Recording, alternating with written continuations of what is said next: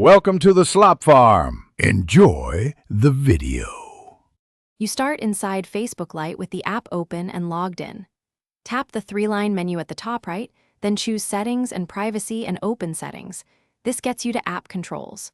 Once done, look for Accessibility or Font options in Facebook Lite. If absent, make sure your Android system settings are accessible because the next step uses System Font Controls. You're already halfway. Now switch to System Display Controls to reduce text size across apps. Now, go into your phone's settings and open Display or Accessibility depending on your device. Locate Font Size or Display Size. These sliders change text scaling for apps including Facebook Lite, and that's why you do this rather than hunting in the app. Drag the slider left gradually until text appears suitably smaller in the preview.